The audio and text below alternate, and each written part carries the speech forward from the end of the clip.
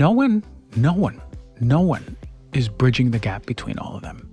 And for me, my biggest current passion is to bridge the gap between the physical, the mental, and the somatic. So many of us forget what it is to be healthy. And we have our microscope on the physical side, and most of it is there.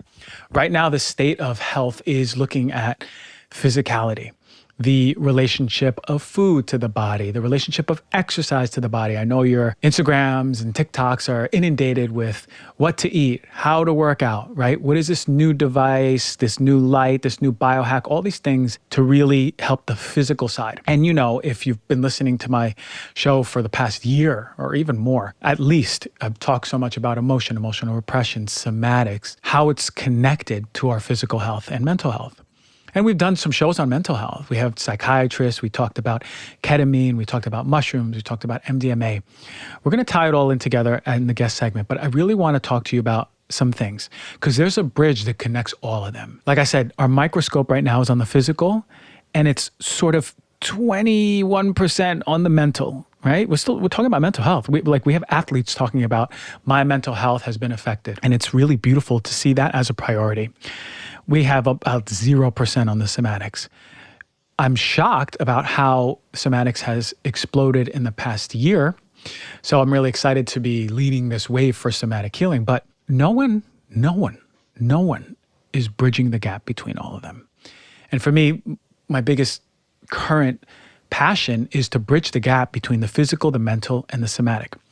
Because ultimately, here's what it is. Because we've completely ignored the somatics, it stands to believe when someone addresses the somatic piece, the fascial, the emotion, nervous system, through that energetic repression, that emotional repression, it stands to believe that there's going to be a major change in health. And that's what we often see. When people address emotional repression, there's a massive explosion in a better health. But over time, I saw that there needs to be sustainability. There needs to be a bridge between understanding, now I'm in an open place, how is that affecting my mental and how is that affecting my physical?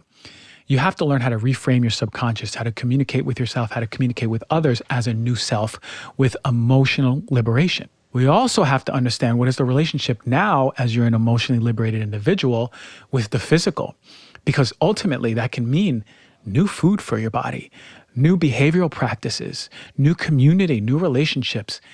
The true essence of holistic medicine is an understanding that the physical, mental, and emotional are not separate. They're actually just pieces of all the same thing.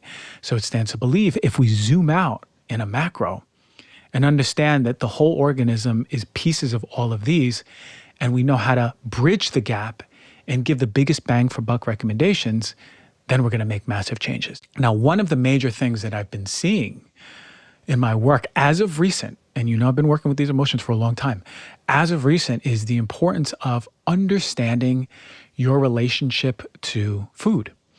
Because so many of us are eating healthy diets or seemingly healthy diets, or a diet that someone told us we need to be eating, or a diet that said this is the optimal diet. We've sort of disconnected from our body. We've disconnected from our body saying its own true, authentic expression of, hey, this food doesn't serve me, and instead have moved that to the side and taken another person's word as gospel. How many of you have done that? Right?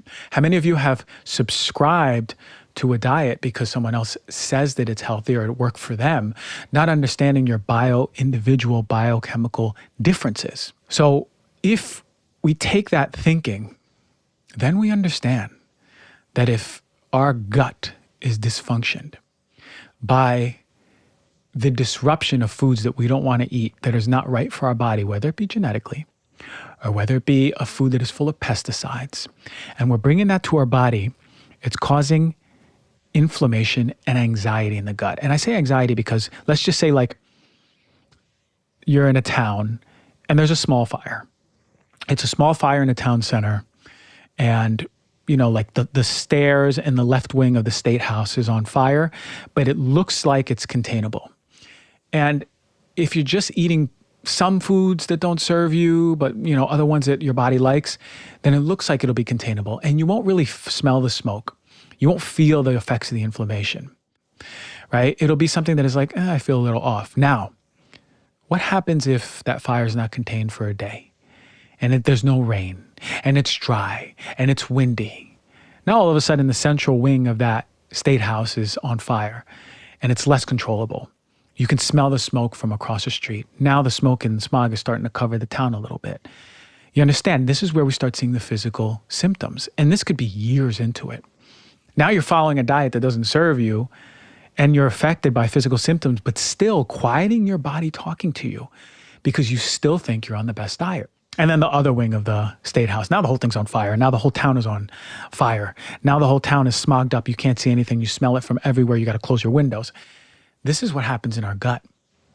But not only that, it even gets worse.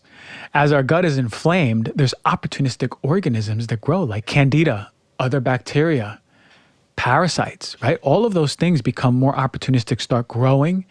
They're not checked. There's no checks and balances. So imagine the state house is on fire and now all the crappy criminals from other surrounding towns start taking advantage that the town is really weak. Essentially, that's what's happening in your gut. But I'm saying all that to say this. Pay attention to your somatics, move those emotions, but understand that if your gut is dysfunction and it's on fire and it's dysbiotic and even worse, permeable, leaky gut permeable, you have intestinal permeability, it's going to affect your brain health, it's going to affect your metabolism, it's going to affect your immune system, it's going to affect your hormones. I always say the most important part of physical health before everything is having a healthy gut. And if you do not have a healthy gut, it's really hard to be physically healthy. This is why it's a priority. It has to be at the top.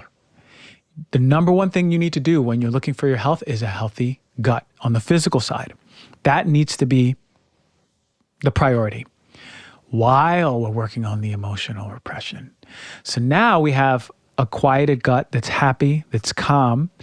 That inflammation is not being directed to the vagus nerve, which is being directed to the emotional centers of the brain, which is telling the brain that the body is not safe, which is telling the whole nervous system that the body is not safe. And then that message being transcribed into your own relationship with the outside world.